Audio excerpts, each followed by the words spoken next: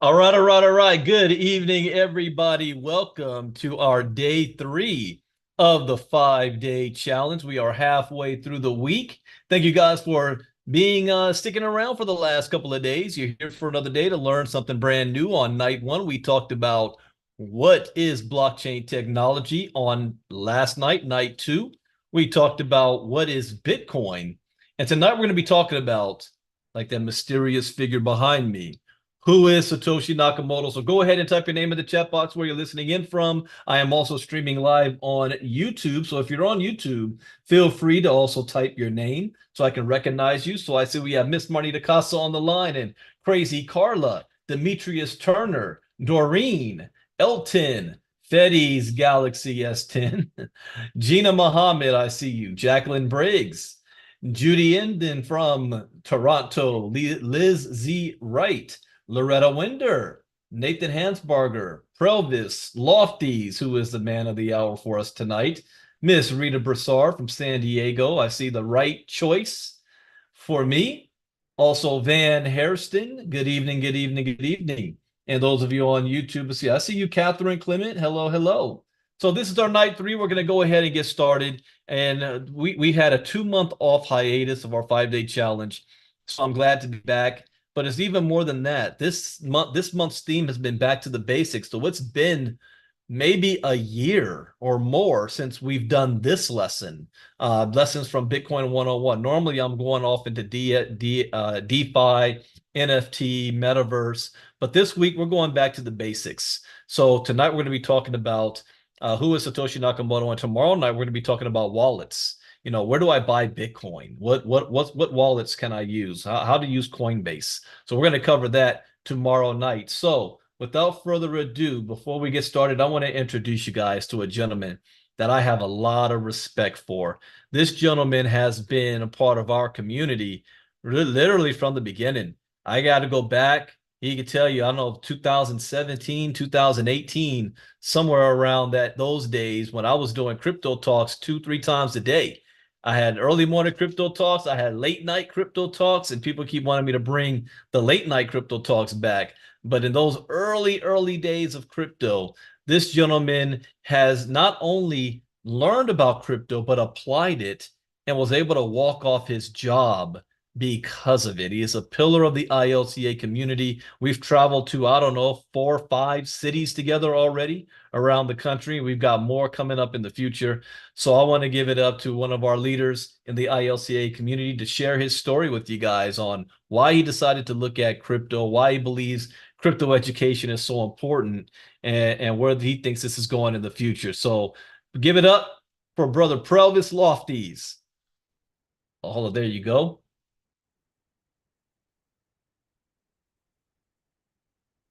Okay, can you hear me? Yes, sir. Floor's all yours. All right. Good evening, Brandon. Thank you for that introduction. I appreciate it. It's been a minute. And good evening to the family within on this side. And I don't know how many people you have on the YouTube side. How many you got over there? Right now, so far, up to 14, 15. Okay, great. So my message tonight goes basically to them. I realize there's new people on this side also that may or may not know me, may see my face or whatever. No, hey, who is that guy with the huge beard? That huge beard. Who's the crypto bull? Well, I'm gonna give you a little synopsis of who I am, where I came from, how I got involved in the space when I started following Brandon. So fall of 2017, I was working nights for the government. So just so you guys know, I am retired Navy. Did my 20 plus year actually stint in the Navy. I retired as a Navy chief. So I went and started working for the Army. So I went from blue to green. So I was working for the Army. Ended up being a painter supervisor where we were painting Black Hawk helicopters for the Army and helicopters for the Air Force, so on and so forth, right, for the military.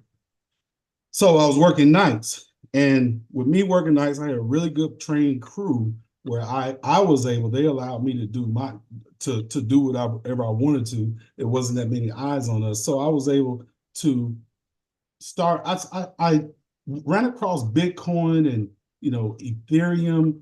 I believe in it was the beginning of 2017. Didn't understand it. This stuff was Greek to me. I'm like, man, what is this Bitcoin, Bitcoin, whatever. I didn't understand it. It was Greek to me. So it wasn't until, I was doing like my nightly YouTube surfing or whatever, and I kept seeing something called BitConnect, right? And that's when I ran across Brandon. So I started doing more research because obviously it was a correlation between, it was a very similar name to Bitcoin, Bitcoin. And I remember, running across it earlier that year. So I started listening to Brandon. I'm like, who is this dude with 72,000, I believe it was 72, correct me if I'm wrong, Brandon, I believe it was 72,000 followers at that time that was following you, that you were basically talking about this protocol, this platform called BitConnect. So I was following, got into it. So eventually, a couple months later, I put some money into it, and within 3 or 4 weeks, lost it all. That hurt. That was gut wrenching. But, and I like to say this, I was disappointed, but I wasn't discouraged. And if it had not been for Brandon and his teachings, and I'm fast forwarding through a lot of this, right? And his teachings, this is when he was doing the inner circle, what we now call the inner circle, the crypto talks, where he was just talking about the 3 to 4, sometimes crypto talks per day. He was doing this for free. And that knowledge, that information, he should have been charging for. If you remember, Brandon, I used to tell you this all the time, you need to be charged for this, So, I say we go back a long way. It's like, we've been friends since 2017. Well, I guess 2018, when we literally started communicating, over the internet and stuff like that. So Brandon started, after we lost everything, Brandon started doing these crypto talks, and I'm learning. But I didn't realize how much, I didn't know what I didn't know, for lack of a better phrase, right? And it's all because of Brandon and his teachings. And all he was doing was basically reading. What he does now is read the news, give his commentary, and yeah, he's not a financial advisor or anything like that, but I was still looking at him as a financial advisor. Now, he's not a financial advisor, but I was still looking at him as that, right? And we start getting into projects. I'm following him and got into one project that he's probably pretty still sore about that he didn't get into, but because of that one project that I got into, I actually went to Vegas for it was a symposium or whatever. Went to Vegas. That was June of 2018. Matter of fact, I was just cleaning out my phone, looking at some pictures yesterday, looking at this, and it was pretty cool. So, down there with the crew with that. So a year and a half, 2 years later, because of that project, I was able, I became a 7-figure earner. I was able to walk away from my job, but during that time, now this is in 2017, 2018, mind you, I'm still working nights, and I was seeing, from what I was learning from Brandon, I was learning how invaluable this information was. And this goes back to what I'm gonna digress for a second. This goes back to what you were talking about just this morning, Brandon. When you were reading that last article, a tool, Bitcoin is a tool for freedom of movement. Mm-hmm. Okay. Just like you said this morning, it hit you hard. It hit me hard too. I'm actually getting chills just saying it again. Bitcoin is a tool for freedom. I'm going to take it one further. Cryptocurrency is a tool for freedom. It gives us freedom. Like I said, this message is geared more for the people on the YouTube side that haven't came over to this side as of yet, because you need to understand what cryptocurrency is. It's freedom. It gives us back freedom. You went on to say that Bill Gates said this back in 2014, that Bitcoin is freedom. It gave me the freedom to fire my boss, to walk off my job, and never look back. I fired my boss, my D-Day was November 6th, 2021. Walked away, never looked back, never been happier. I don't have to deal with the stress. I see a lot of people that either used to work for me or I work with, from time to time. Well, boy, do you miss it? Do you miss it? Not at all. I miss y'all, but I don't miss being there, being in all that drama and stuff like that. So I'm a biker also, so it allows me time freedom. And if you don't know what time freedom is, I don't know how best to explain how important it is until you experience it. Until you experience not having to get up early in the morning to go to work, not having to put in sick leave or just leave requests just to take off, to ask them when to take off. I don't have to worry about that. Tell you a quick story. So the last 2 years, life has been lifing, like the young folks say. Life has been lifing for me. And this is my own personal experiences. But if it wasn't for cryptocurrency, I wouldn't be able to do the things that I'm able to do. And what I mean by that, not being attached to a job, not having a job being held over my head that dictates what I can and can't do and when I can and can't do it.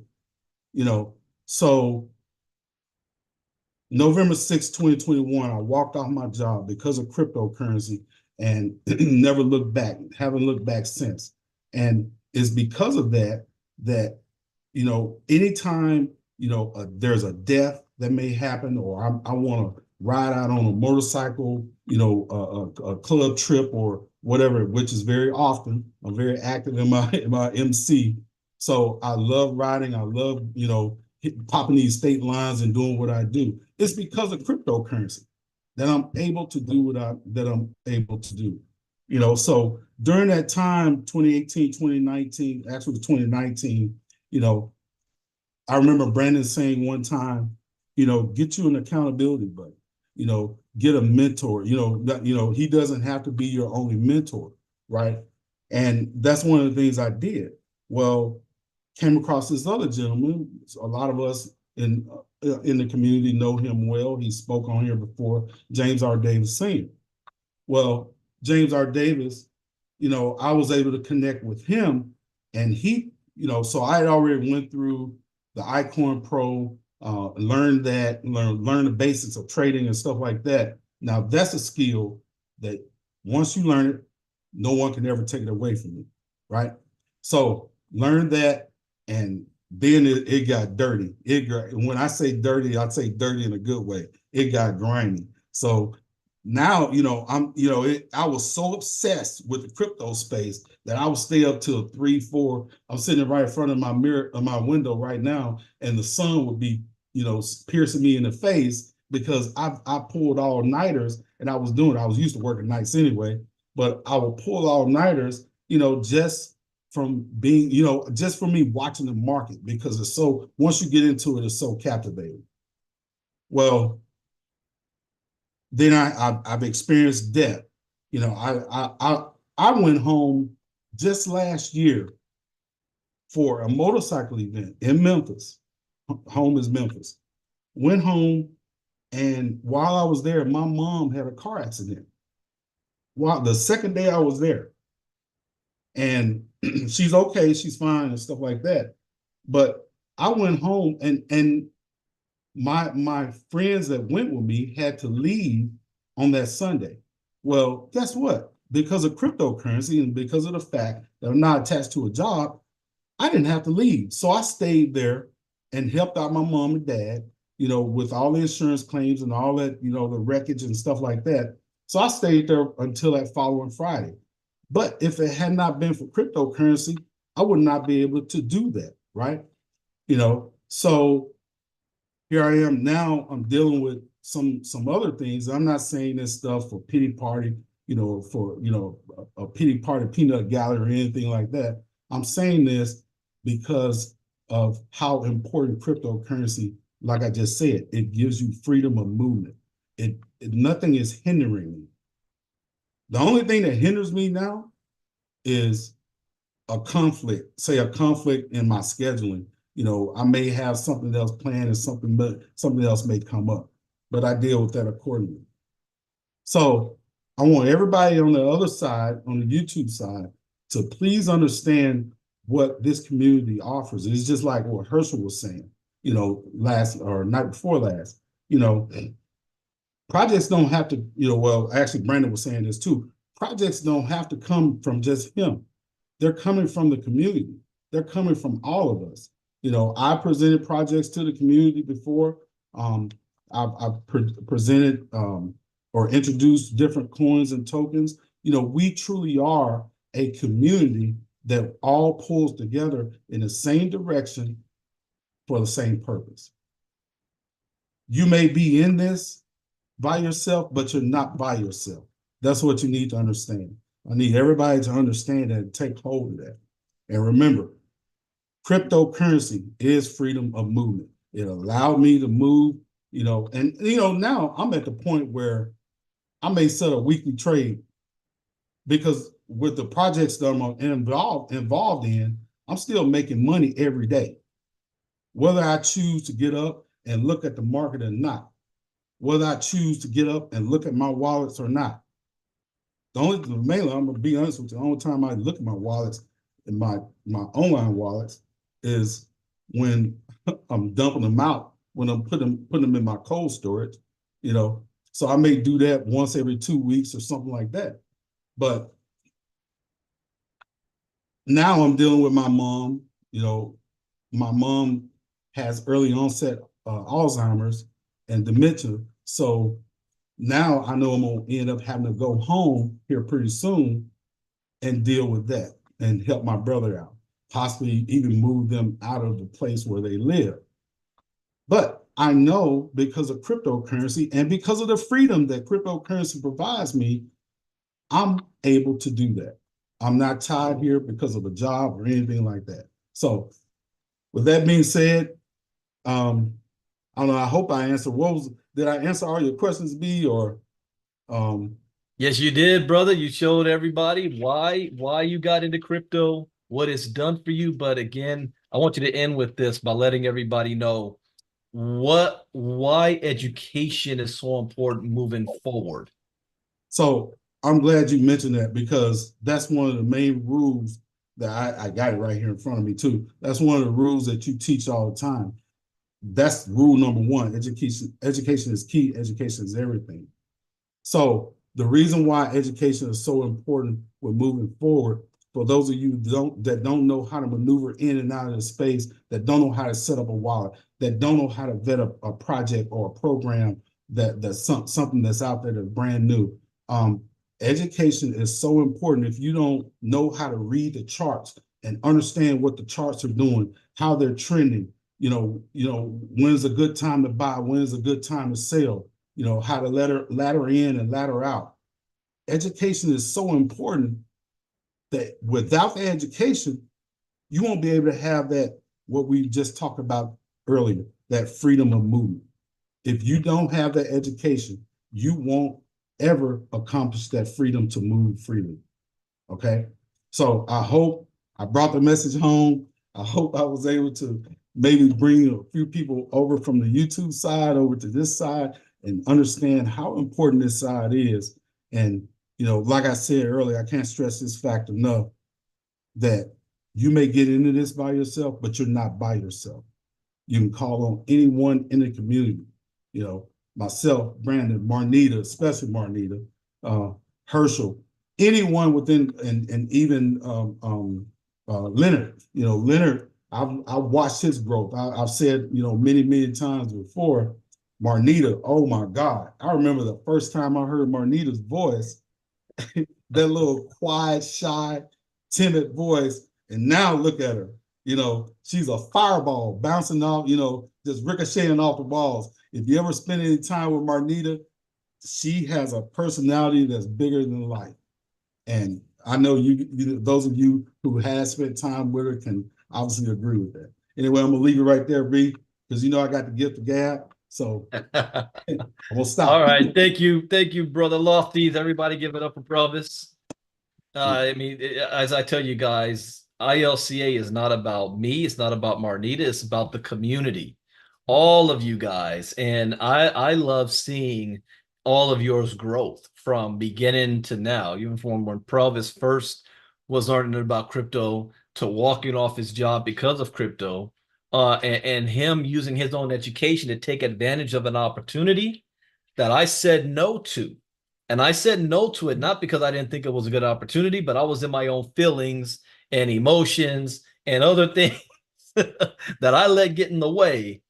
And that cost me millions. There's at least maybe 6 or 7 of my students that made millions off of that project that I chose not to be a part of. And that was a learning lesson. Never again will I allow that to affect business. But thank you for sharing that, Provis. And tonight we're going to get into a lesson I haven't taught, I think maybe in 2 years. We're going to go over who is Satoshi Nakamoto. Who is Satoshi Nakamoto? So let's pull this up. This is a lesson from Bitcoin 101. So if you've got our Bitcoin 101 courses, then you have access to these. Well, this is the new updated version. So you haven't seen this yet. Remember, I told you guys every now and then I will update all of our lessons because time changes. Over time, there's new information, there's things that change. This is a growing, evolving industry. The internet is not still on dial-up internet anymore. We have high-speed internet. So we got to keep up on those changes. So I will periodically upgrade all of our lessons. So this lesson is called The Birth of Bitcoin, Satoshi Nakamoto. So the mystery of Bitcoin. Bitcoin is considered the preeminent cryptocurrency in the world, but there's still plenty of mystery surrounding its creation. Who came up with Bitcoin? Was it created by more than one person? And who is Satoshi Nakamoto? In 2008, the first inklings of Bitcoin surfaced on the web.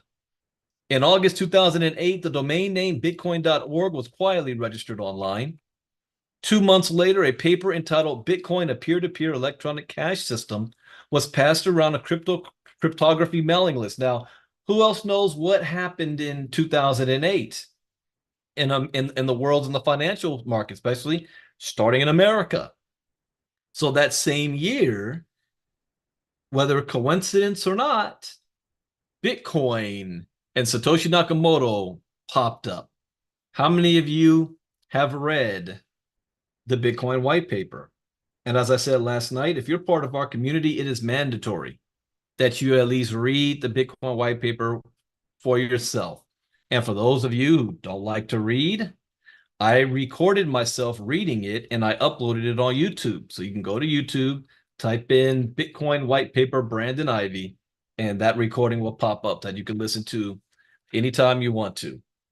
But that's a very, very important piece of document that's going to go down as one of the most important pieces of document ever written in human history.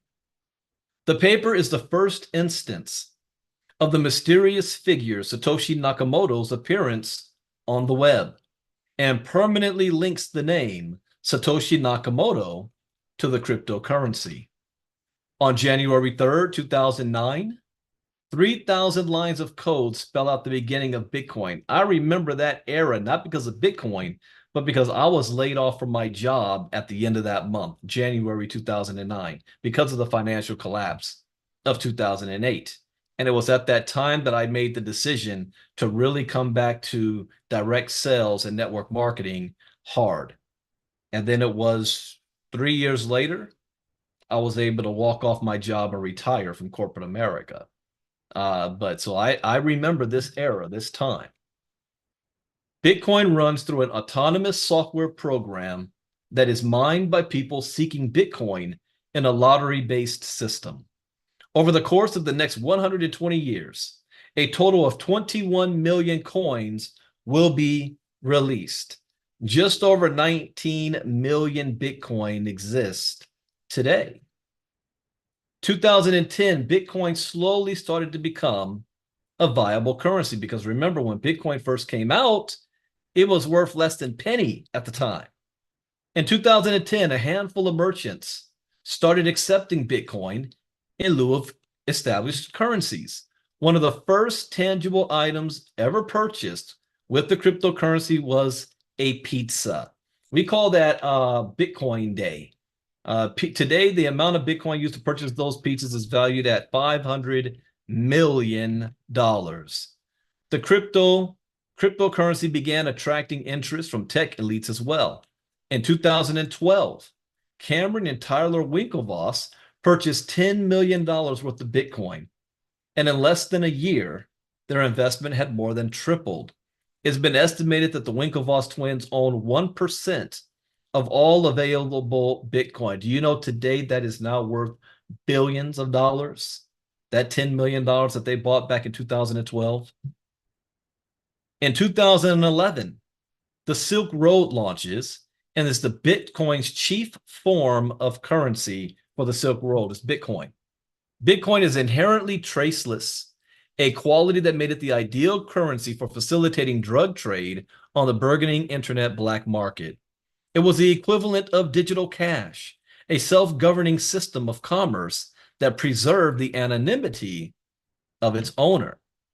With Bitcoin, anyone could take to the Silk Road and purchase cannabis seeds, LSD, and cocaine without revealing their identities.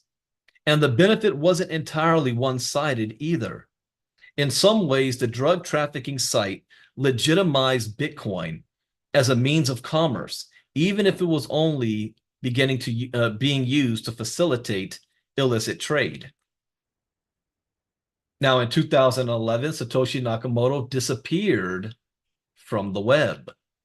On April 23rd, 2011, Nakamoto sent Bitcoin Core developer Mike Hearn a brief email. I've moved on to other things. And that makes you think, what other things could you possibly move on to when what you created is changing the world? But he said, I moved on to other things, referring to the Bitcoin project. The future of Bitcoin, he wrote, was in good hands. In his wake, Nakamoto left behind a vast collection of writings, a premise on the workings of Bitcoin, and the most influential cryptocurrency ever created. So Bitcoin maximalists, Bitcoin lovers have read every line that Nakamoto ever wrote. Think of the movie Ready Player One. And the creator of their version of the metaverse, the Oasis, was this aloof type figure, and everyone knew his life from beginning to end. So same kind of concept with Satoshi Nakamoto. So who is Satoshi Nakamoto? Google Satoshi Nakamoto, and the results will lead you straight to image after image of an elderly Asian man. This is Dorian S. Nakamoto, named Satoshi Nakamoto at birth. He is almost 70 years old, lives in LA with his mother, and as he has reminded people hundreds of times, he's not the creator of Bitcoin. In 2014, Newsweek reporter Leah Goodman published a feature story pinning the identity of Bitcoin's creator on Nakamoto due to his high-profile work in engineering and pointedly private personal life. Following the story's immediate release, Nakamoto was dogged by reporters who trailed him as he drove to a sushi restaurant. Nakamoto told a journalist from the AP that he had only heard of Bitcoin weeks earlier, when Goodman had contacted him about the Newsweek story. 2 weeks later, Dorian S. Nakamoto issued a statement to Newsweek stating he did not create, invent, or otherwise work on Bitcoin. Dorian Nakamoto's claim was corroborated by the actual Bitcoin creator Satoshi Nakamoto a day later, with Satoshi's username mysteriously surfacing in an online forum to post, I am not Dorian Nakamoto. But Satoshi Nakamoto didn't work entirely alone. Among Bitcoin's earliest enthusiasts was Hal Finney, a console game developer and an early member of the cypherpunk movement who discovered Nakamoto's proposal for Bitcoin through the cryptocurrency mailing list. In a blog post from 2013, Finney says he was fascinated by the idea of a decentralized online currency. When Nakamoto announced the software's release, Finney offered to mine the first coins, 10 original Bitcoins from Block 70, which Satoshi sent over as a test. Of his interactions with Nakamoto, Finney says, I thought I was dealing with a young man of Japanese ancestry who was very smart and sincere. I've had the good fortune to know many brilliant people over the course of my life, so I recognize the signs. Finney has flatly denied any claims that he was the inventor of Bitcoin and has always maintained his involvement in the currency was only ever secondary. In 2014, Finney died of the neurodegenerative disease ALS. In one of his final posts on a Bitcoin forum, he said Satoshi Nakamoto's true identity still remained a mystery to him. Finney says he was proud of his legacy involving Bitcoin and that his cache of Bitcoins were stored in an offline wallet left as part of an inheritance to his family. Do you think Finney had the idea that one day Bitcoin might be worth $65,000 a coin? Let me tell you something. His children, grandchildren, great-grandchildren, they sure do. He left who knows how many Bitcoin to them. Let's just say billions of dollars worth. He says, hopefully they'll be worth something to my heirs. Because in 2014, Bitcoin at its height did cross $1,000 a coin and then dropped back down to around the $200, $100 level. In his wildest dreams, what did we just hear about what Robert Kiyosaki said today in Crypto Talk? Bitcoin is going to get how high? Somebody type that in the chat box if you guys were on there. How high did they say Bitcoin could get to?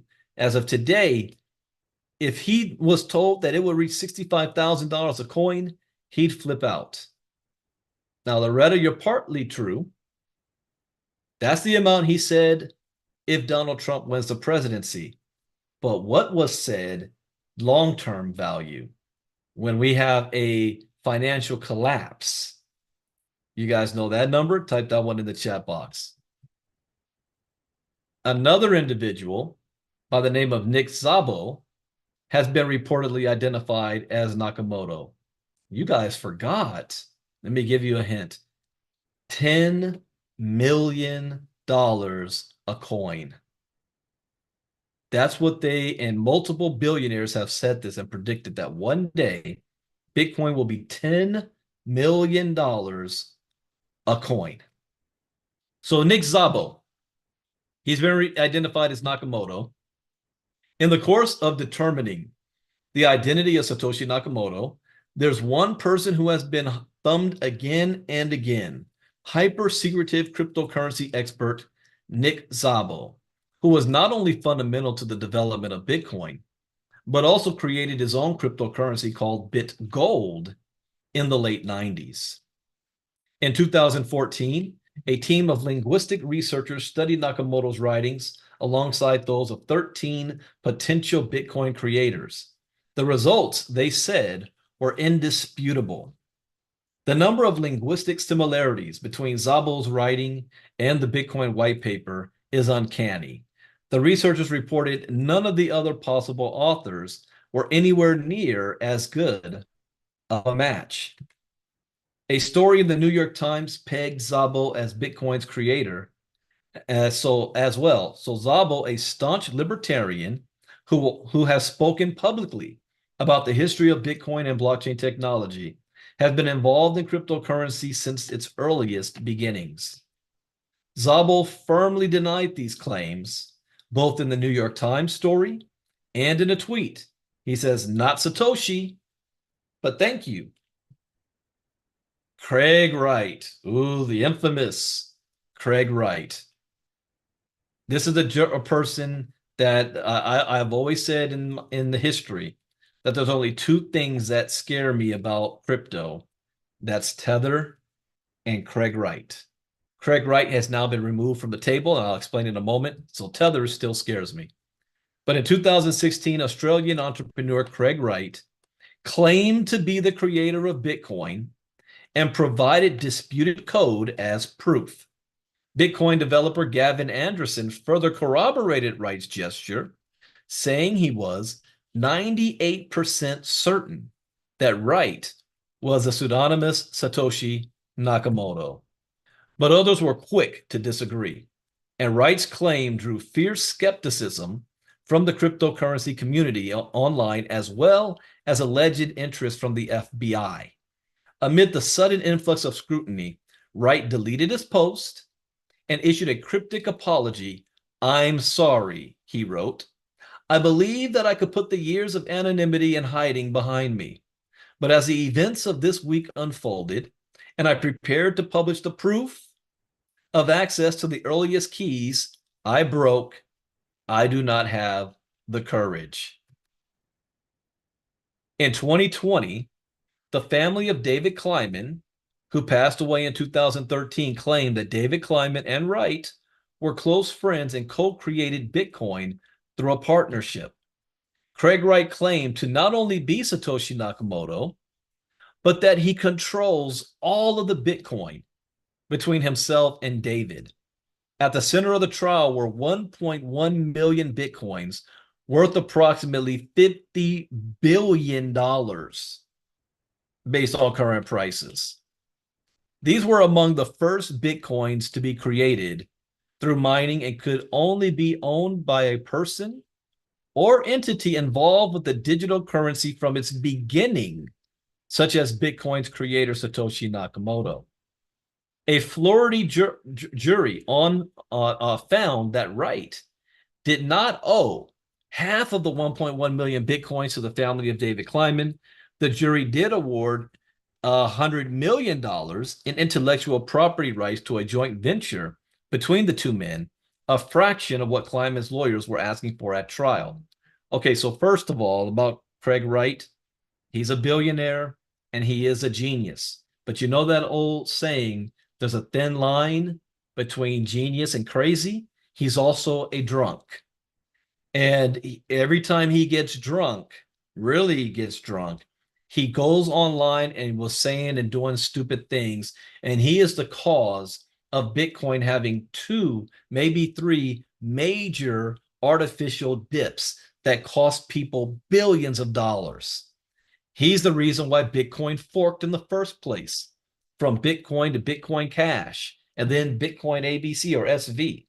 He wields tremendous influence, and he was there in the very beginnings. And I believe he knows who Satoshi Nakamoto is. And I think he knows that Satoshi Nakamoto is no longer here, which is why he feels free and confident to run his mouth and claim to actually be Satoshi Nakamoto, because he knows that the real one isn't going to come out and say something against him. Now, he was also sued in Europe, and he lost that case, and he's being investigated right now by the FBI and authorities, and he may end up going to jail for falsifying identity or assuming someone else's identity. So this is why I say I no longer am concerned about him anymore. Here's how the real Nakamoto, though, can prove his identity. It's not difficult to do. A PGP key is a unique encryption program associated with a given user's name, similar to an online signature. Nakamoto could attach his to a post or a message indicating his identity. He could move his Bitcoin. See, we already know the Bitcoin wallet that is Satoshi's. It's got more than 1 million Bitcoin in it and has never been touched since 2009 or 2010. Nakamoto has amassed a fortune in Bitcoin. He's thought to possess over 1 million coins, which today would be valued in excess of tens of billions of dollars. Theoretically, Nakamoto could move those coins to a different address. That's it. Move it from one address to another. Only he has that key, or she, or they. Whether Satoshi Nakamoto was a man, woman, or group of people, we may never know. But we should thank him or they, for they have changed the world. Now, why would Nakamoto choose to remain anonymous? As it turns out, experimenting in new forms of currency is not without its consequences. In 1998, a whole 10 years before Bitcoin came out, Hawaiian resident Bernard von Nothaus dabbled in a fledgling form of currency called Liberty Dollars to disastrous results. He was charged with violating federal law and sentenced to 6 months of house arrest, along with a 3-year probation. In 2007, one of the first digital currencies, e-gold, was shut down amid contentious circumstances by the government on grounds of money laundering. See, it's actually against the law in America to create any type of currency that can be in competition with the US dollar. Now, if you know history, before the 1860s, it was commonplace for there to be multiple currencies being used in America. In fact, especially after the gold rush, anybody could mint their own coin. The only agencies not allowed to do so were the states. The states were not allowed to mint coin in competition with the federal government, but companies could mint their own gold. That's why you had gold back in those days, and they all had different insignias on it. But in the United States, you had the British pound, the French franc, Spanish gold. Different countries' currencies was being used in the US. So why did that come to a halt? Well, in the lead up to the Civil War, the government did not want to have foreign entities having influence in the war. Mainly, the North did not want to have other countries being able to fund the southern states. So they banned any currency that is not the US coin, and we've been that way ever since. Now it's like with crypto, we're going back to the way things used to be for the first half of America's existence. Very interesting turn of events. If the inventor of Bitcoin wants to remain anonymous, it's for good reason. By maintaining anonymity, they've avoided adverse legal consequences, making their anonymity at least partially responsible for the currency's success. You know that old saying, you never want to meet your hero. They're human. Besides, one of the founding principles of Bitcoin is that it's a decentralized currency, untethered to conspicuous institutions or individuals. In his original proposition on Bitcoin, Nakamoto wrote, "What is needed is an electronic payment system based on cryptographic proof instead of trust." Think about that. The only reason why our current system works when our fiat money is not even backed by gold anymore is because we have trust in the government or the powers that be. Undeserved trust, might I add. But what Nakamoto was saying, there's no need to have trust. It's cryptographic proof. It's math. It's gravity. It doesn't need you to believe in gravity. If you drop that apple, it's going to fall. It's not going to go in any other direction except down. You don't have to believe it or trust it. It's just what it's going to do. So that's how Bitcoin has been designed. Just like what I told you guys on the whole Get Fit Mining Avalanche release. The reason why Lynette can be so confident in her creation, because it's not based on trust or belief. It's programmed code. It's math. 2 + 2 will always be 4. 1 + 1 will always be 2, no matter what Terrence Howard says. It is what it is. The only thing that can mess that up is people. People are not perfect. But cryptographic proof instead of trust, allowing any two willing parties to transact directly with each other without the need for a trusted third party. So why go through all the trouble and not stick around for the credit. Well, much of the mystery surrounding Nakamoto involves his motivations. Why would someone go through the trouble of creating a detailed and brilliant decentralized currency only to later completely disappear from the public view? A closer look at one of Nakamoto's original postings on the proposal of Bitcoin sheds some light on his possible motivations. In February 2009, Nakamoto wrote, "The root problem with conventional currency is all the trust that's required to make it work. The central bank must be trusted not to debase the currency. But the history of fiat currencies is full of breaches of that trust. Banks must be trusted to hold our money and transfer it electronically, but they lend it out in waves of credit bubbles with barely a fraction in reserve. We have to trust them with our privacy, trust them not to let identity thieves drain our accounts." What did we just hear in crypto talk? That there's a new malware going through with Zoom that people are trusting the link that they click on is a Zoom link, and next thing you know, it's draining your entire computer of all your crypto.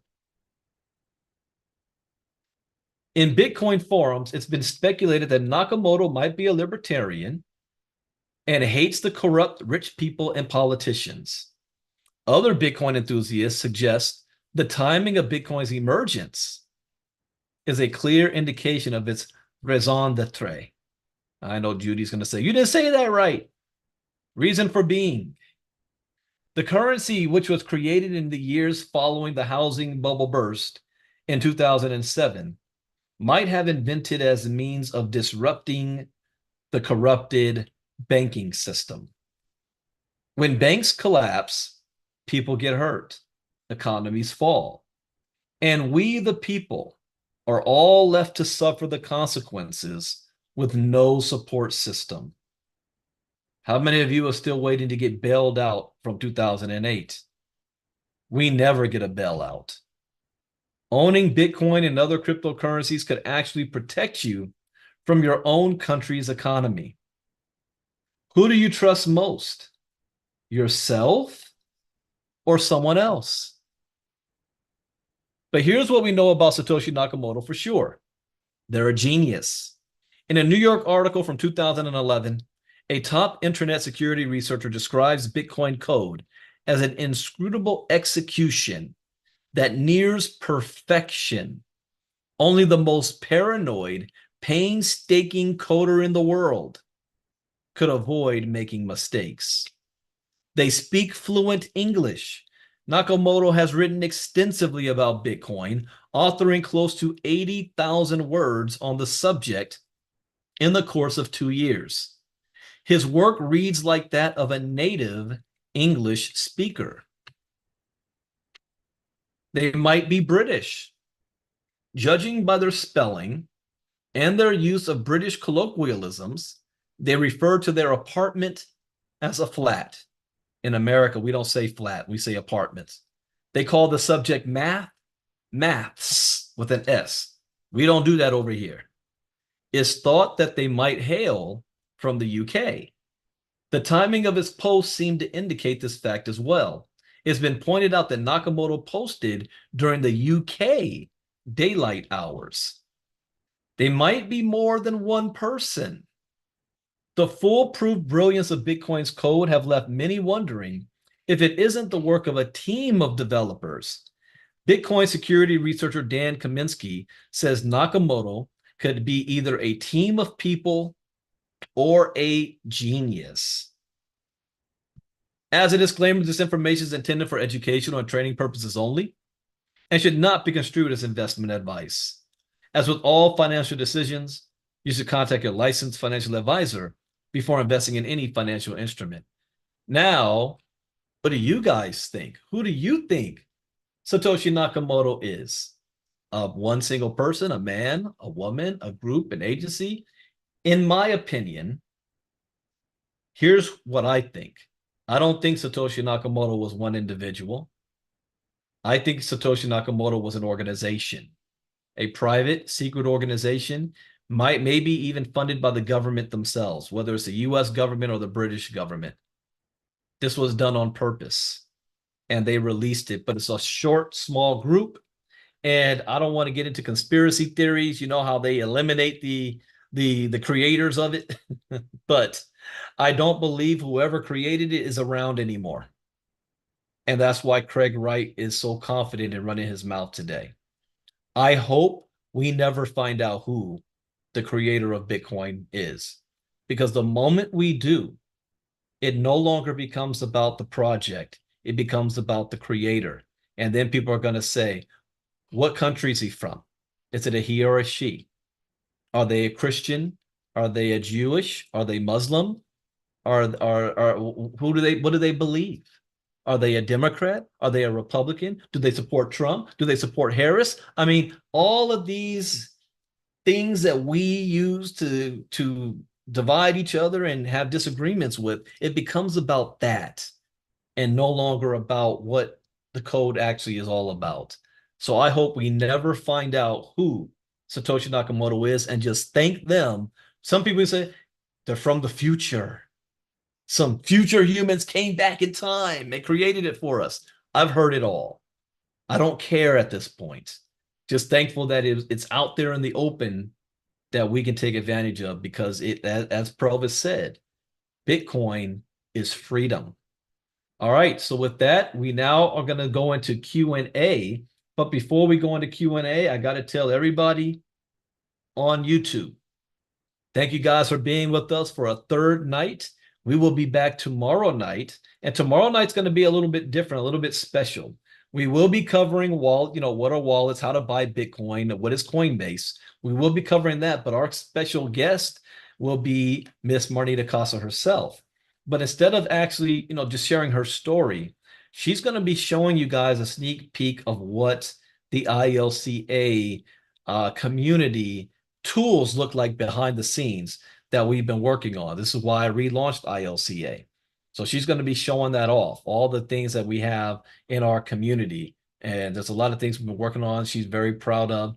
And I also will be doing that again on Sunday night on our ILCA presentation. But you're going to see that tomorrow night. So those of you on YouTube, we invite you back for tomorrow night.